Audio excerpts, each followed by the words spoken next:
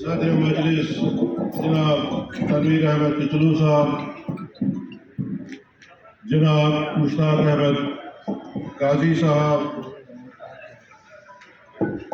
दीगर नुमाइंदीन national conference, कारकुनान हजरात और मेरी बहनों, मेरी तरफ से आप सबको अस्सलाम वालेकुम व आदाब। जैसा कि हर साल 13 जुलाई हम बहुत ही अकीदत से मनाते हैं, मोहतरम इम्तियाज साहब ने 13 जुलाई के बारे में थोड़ी बहुत रोशनी डाली। 13 जुलाई 1931 जब पूरे मुल्क में एक तहरीक चल रही थी और उसके साथ साथ रियासत जम्मू व कश्मीर में भी शख्सी राज के खिलाफ एक बहुत बड़ी मूवमेंट चल रही थी, और उसी मूवमेंट के दौरान ये हमारे कश्मीर के भाई जिन्होंने शहादत दी और हमको आज़ादी का जो है सूरज देखने को मिला। कुर्बानी देना ये आसान बात नहीं होती है, सब लोग जो है कुर्बानी नहीं दे सकते। अवाम के लिए, रियासत जम्मू और कश्मीर के लोगों के लिए अपने आप को कुर्बान करना यह बहुत बड़ी बात है। जहां तक आप देख रहे हैं कि पिछले कुछ बरस से यहाँ इन शहदा के खिलाफ जो साजिशें चल रही हैं, क्या 13 जुलाई 1931 के बाद आज तक जो यहाँ छुट्टी मनाई जाती थी, एक साजिश के तहत उस छुट्टी को खत्म किया। ये लोग ये समझते हैं कि छुट्टी करने से उन शहदा की हिफाजत जो है वो खत्म हो जाती है। ये आपकी गलतफहमी है, आप करते रहो और रियासत जम्मू व कश्मीर के लोग जो है 13 जुलाई जो है हर वक्त मनाते रहेंगे, उन शहदा को याद करते रहेंगे। मेरे भाइयों बुजुर्गों, एक चीज का आपने ख्याल रखना है, जो मेरी जिंदगी का एक्सपीरियंस है वो ये है कि जिंदगी में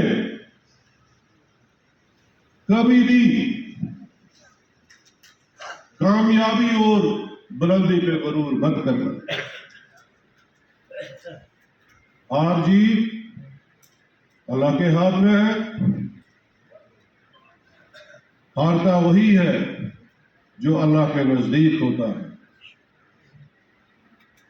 और यह बहुत बड़ी आजमाइश अल्लाह की तरफ से होती है, और इस आजमाइश में जो सब्र करे वही कामयाब होता है। 2019 के यहाँ 2019 हुआ, सब लोग जानते हैं रियासत जम्मू व कश्मीर के लोगों के साथ क्या हुआ,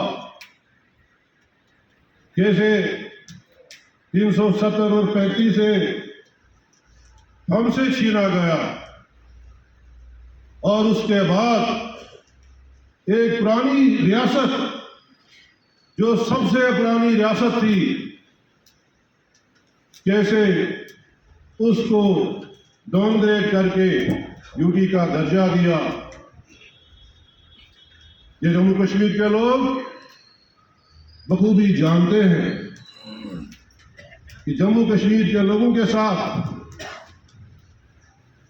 दिल्ली की सरकार, बीजेपी और आरएसएस की सरकार, उनका रवैया कैसा है ये किसी से छुपा नहीं है। 2019 के बाद बड़े बड़े ऐवानों में यह कहा गया कि नहीं, 370 और 35 से वापस नहीं आ सकता, अलबत्ता रियासत को हम दोबारा बहाल करेंगे। इलेक्शन हुए, इलेक्शन में भी ये वादे किए गए कि रियासत को बहाल किया जाएगा। रियासत जम्मू कश्मीर के लोगों ने 2024 के इलेक्शन में बढ़ चढ़ के हिस्सा लिया और नेशनल कॉन्फ्रेंस के हक में एक बहुत बड़ा मैंडेट मिला, मगर बीजेपी वालों को वो भी रास नहीं आई। वो मैंडेट बीजेपी के लोगों को रास नहीं आया। हुकूमत बनी, क्या है हुकूमत? सारा सिलसिला दिल्ली से लेकर यहां तक एलजी इनका, चीफ सेक्रेटरी इनका, डायरेक्टर जनरल पुलिस इनका, एचओडीज इनके, डीसीज इनके, एसपीज इनके, सारे डिस्ट्रिक्ट लेवल के अफसर इनके, मगर फिर भी इनका पेट नहीं भरता है। जिन लोगों से इन्होंने वोट लिए, जिन लोगों ने इनको सपोर्ट की, उनको ये कहा जाता है कि नहीं, हमारी कोई चलती नहीं है। क्या बात करते हो? आप कोई स्कॉलर हो, आप कोई साइंसदान हो, एक आम आदमी हो, और आम आदमी जो है, लोग जब उसको सपोर्ट करता है, जब उसको वोट करता है, जब उसको पहचान देता है, फिर जाकर जो है उसको पहचान बनती है। यहां से वोट लो, लोगों को बेवकूफ बनाओ, न कहीं पानी, न कहीं एयरपोर्ट, न कहीं बर्दी। आज शहर की हालत देखो, क्या है शहर की हालत? कल बीजेपी का यहां प्रोटेस्ट था, 20 दिन से यहां सफाई कर्मचारी जो है वो धरने पे थे। रातों रात यहां की एडमिनिस्ट्रेशन ने, यहां के म्यूनिसिपलिटी के अथॉरिटीज ने रातों रात उनको जो वहां पहुंचाया, सफाई की। और हमारा अवकाफ, वकफ के लोग वहां पानी पिला रहे थे, वकफ के लोगों ने वहां टेंट लगाया। आप क्या समझते हो? हम इतने भोले भाले हैं, हम जबान का ज्यादा इस्तेमाल नहीं करते। इसका मतलब नहीं कि we are incompetent, we don't know anything, we know everything. हम सब कुछ जानते हैं कहां क्या होता है। हमारी खामोशी का आप इम्तिहान मत लो हमारी खामोशी का इम्तिहान।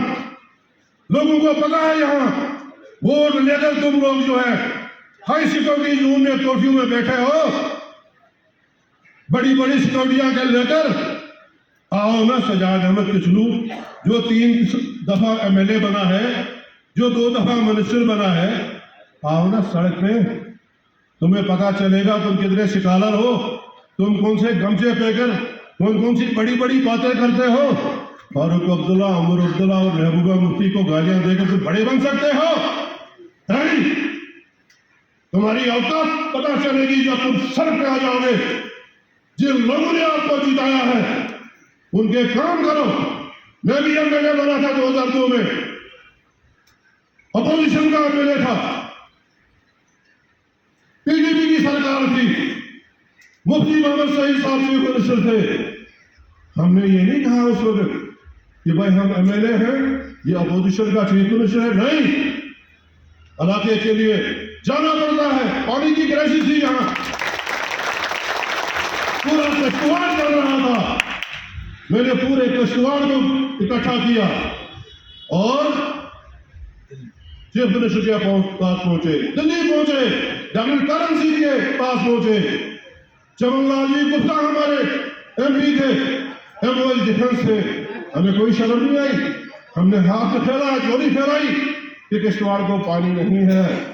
और 5.5 करोड़ रुपया जो है उस वक्त हमने लाया और किश्तवाड़ को पानी दिया। कहाँ है आपका टनल? बड़ी बड़ी बातें करने वाला, कहाँ है आपका टनल? फारूक अब्दुल्ला और उमर अब्दुल्ला की कार्रवाई जो है उस टनल से निकलेगी और किश्तवाड़ को पानी दिया जाएगा। 13 साल 14 साल हुए हैं, कहाँ है आपका एयरपोर्ट? कहाँ है आपकी रेलवे लाइन? क्या बेवकूफ बनाते हैं लोगों को? नहीं, लोग अब इतने बेवकूफ नहीं है, चाहे वो हिंदू है या मुसलमान है। लोगों को पता है कि भाई हमने वोट दिया, हमको काम चाहिए। यहाँ वो कौन सा घर है जिस घर में 2-2, 3-3 बेरोजगार नहीं थे? हमारे हाथ थकते थे, हमारे हाथ थकते थे ऑर्डर दे देकर लोगों को, कभी टीचर का ऑर्डर, आरएटी का ऑर्डर, हेल्थ का ऑर्डर, जगरात का ऑर्डर। तुमने तो कोई अचार वाला, कोई गली में नहीं लगाया 14 साल में। क्या इतने लोग बेवकूफ हैं? लोग इतने बेवकूफ नहीं है। लोगों ने आपको वोट किया है, यहाँ आओ किश्तवाड़ में, डेली लोगों के काम करो। आप देखो कैसे सफाई होती है, कैसे पानी आता है, कैसे स्कूल चलता है। आपके स्कूल खाली, आपके अस्पताल खाली, आपके हमारे बच्चे जो हैं ट्रेनिंग कर करके घरों में बैठे हैं, कोई पूछ नहीं है। प्रोजेक्ट सारे आपने कब्जे कर लिए हैं, सेलेक्टिव लोग रखे हैं प्रोजेक्टों में। सीईपी से लेकर जितने भी प्रोजेक्ट वाले हैं सब बेईमान है, चोर है। पर्यटन लोगों को, सेलेक्टिव लोगों को रखा है। और आप कैसे हो? हमारी कोई नहीं चलती है। जब आपको हिसाब दिया जाता है आप कहते हो भी हम अपोजिशन में। कहाँ अपोजिशन में हो? क्या आपने कठपुतली वहां से बिठाकर रखा है? क्या हम लोग जाएंगे? मैं 9 महीने में कोई मेरा आदमी नहीं गया है, हमको नहीं पता उसको क्या पावर से। सारा सुबह शाम LG LG LG LG, Delhi LG, Delhi LG. भाई जब तुमको अफसर लगाने हैं तो फिर मैं जब लोगों के काम करते फिर मैं, ऐसा नहीं चलेगा। बाहर आ जाओ, बैठो यहाँ, या तो लोगों के काम करो या तो इस्तीफा दो। फिर देखो 24 घंटे के अंदर अंदर सजाद अहमद किचलू कैसे किस बात की सफाई करता है।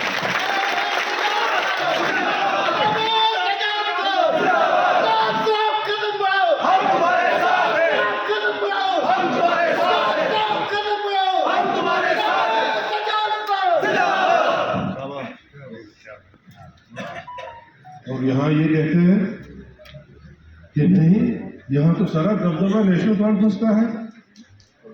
भाई आज आपने नेशनल कॉन्फ्रेंस की क़यादत को, रियासत जम्मू और कश्मीर के चीफ मिनिस्टर को, नेशनल कॉन्फ्रेंस के प्रेसिडेंट को आपने बंद रखा है। और आप कहते हो कि भाई नहीं, जम्मू कश्मीर में नेशनल कॉन्फ्रेंस की सरकार है। फिर ये किसने बंद रखा? चीफ मिनिस्टर को किसने बंद रखा? ये बातें चलने वाली नहीं है। लोग हिसाब लेंगे आप लोगों से, लोग हिसाब लेंगे। एक हमारी मरकजियत यहाँ औकाफ की है। मुसलमान, ये पूरे मुसलमानों की शाहरग है। जैसे हिंदू कौम की शाहरग जो है सनातन धर्म सभा है, में एहतराम करते हैं, इज्जत करते हैं। उनका दायरा है धर्म का, धर्म के अंदर वो जो है जो भी काम होते हैं, जरूरियात होती है उनकी, जो उनके सुपुर्द होता है। इसी तरह से हमारा वक़्फ़ है, हमारा अपना मामला है। यार हद खत्म है। औकाफ को भी अब अशोक कौल और सुनील शर्मा डिक्टेट करेगा। अशोक कौल अब कहेगा कि भाई मुसलमानों ने अजान कब कर दी है। सुनील शर्मा ये कहेगा कि मुसलमान कैसे नमाज पढ़ेंगे। क्यों भाई, तुमने यहां माहौल जो बनाया है, तुम जो चाबी लगाते हो पीछे से, ऐसे लोग जो कल तक जिन्होंने तबाही कर दी कश्मीर, जम्मू कश्मीर की, जिन्होंने मिलिटेंसी लाई, जो पाकिस्तान के इशारे पे चलते रहे, आज वो बीजेपी का वर्कर, आज वो आरएसएस का वर्कर नहीं। हम सब कुछ भेज देंगे, मगर जो हमारी जो है सॉवरेनिटी है, जो मुल्क के साथ हम जुड़े हुए हैं, कभी भी गद्दारी नहीं करेंगे। आज इसलिए वो बीजेपी के पास है, साथ है, क्योंकि उन्हें बड़े बड़ी प्रॉपर्टियां बनाई है, जमीनें ली हैं, उनको कोई हाथ नहीं लगाया। आज सारे वो मिलिटेंट, सारे हुर्रियत वाले आज बीजेपी के साथ हैं। इस बीजेपी को शर्म नहीं, इस वोट के लिए अपने ईमान को जन्म, लेकिन ये बड़ी शर्म की बात है। लिहाजा मैं वार्न करना चाहता हूं, इस्लामिया फतूर हर मुसलमान का जो है एक रूहानी रिश्ता है इस स्कूल के साथ। जामा मस्जिद मुसलमानों ने चंदा देकर, रुपया 10 रुपया, 1000, 10,000 देकर इसको तामीर किया है। ये कौमी प्रॉपर्टी है, ये हमने फैसला करना है कि हम इसको औकाफ के साथ रखें या बाहर करें। मजलिस शूरा जो है वो बैठेगी यहाँ और ये फैसला करेगी कि भाई हमने इस्लामाबाद स्कूल और जामा मस्जिद को औकाफ के साथ रखना है नहीं रखना। और जब यह फैसला होगा फिर मैं देखूंगा इन गद्दारों में से कौन जुर्रत करेगा मस्जिद की तरफ जो देखेगा या स्कूल की तरफ देखेगा। फिर सजा जो है पहली अपनी जान देगा, अपनी जान देगा। ये क्या समझते हैं?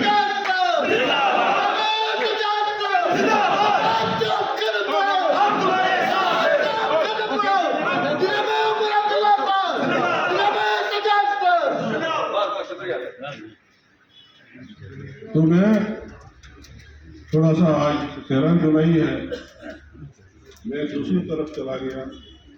मैं आपका शुक्रिया अदा करना चाहता हूँ और अपनी बात जो है यही पे खत्म कर दूँ।